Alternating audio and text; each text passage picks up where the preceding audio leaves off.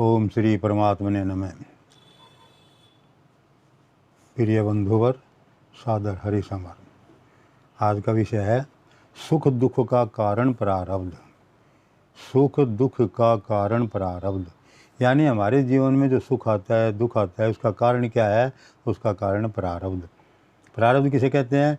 पिछले यानी भूतकाल में किए हुए कर्मों के फलों का जो भुगतान है, उस भुगतान को करने को प्रारब्ध कहते हैं। या बाकी प्रारब्ध की व्याख्या मैं फिर बताऊंगा आपको, एक बार ये विषय सुन लें।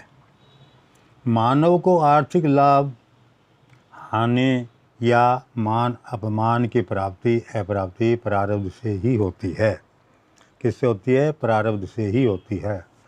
प्रारब्ध उन कर्मों का नाम है जिनका फल मिलना प्रारंभ हो गया है और जो इस जन्म के पहले से निश्चित कर दिए गए हैं, जन्म के पहले से।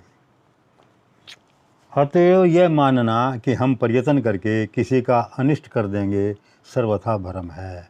अनिष्ट करने की इच्छा और चेष्टा करने पर भविष्य में अपना अनिष्ट निश्चित होगा, पर दूसरे का अनिष्ट तो तभी होगा जब उसके प्रारब्ध के अनुसार होना होगा। इसी प्रकार हम किसी अवैध कर्म का, जैसे झूठ, छल, चोरी, धोखा आदि का आश्रय लेकर अधिक धन कमा लेंगे और अधिक संपन्न बन जाएंगे, यह सोचना भी भ्रम है। अंत में तलपट में उतना ही घाटा या नफा रहेगा जितना रहना है। बुरे कर्म यदि किए जाएंगे तो उनका फल भविष्य में अवश्य ही भोगना पड़ेगा। इसलिए न तो किसी का कभी बुरा करने के लिए सोचना ही चाहिए और न ही स्वयं किसी बुरे कर्म का आश्रय लेना चाहिए।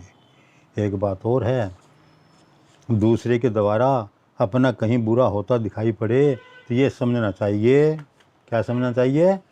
कि ये वास्तव में हमारे ही पूर्व में किए हुए बुरे कर्म का फल है। क्या है?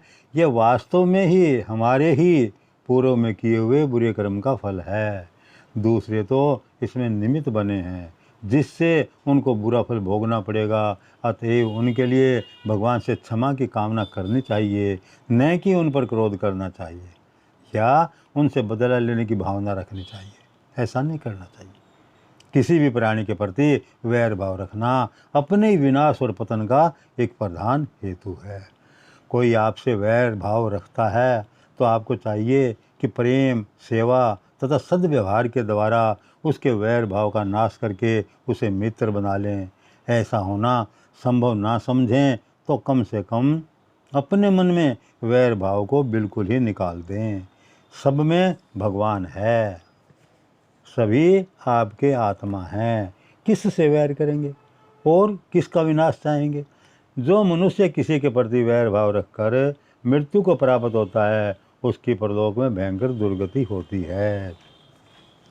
ये बात भाई ध्यान की है, काम की, ध्यान से सुनो और इसको समझो। यानी सुख दुख का कारण प्रारब्ध होता है, हमारे किए हुए पिछले यानी भूतकाल के कर्म होते हैं, उनका फल। बस भाई आज इतना ही।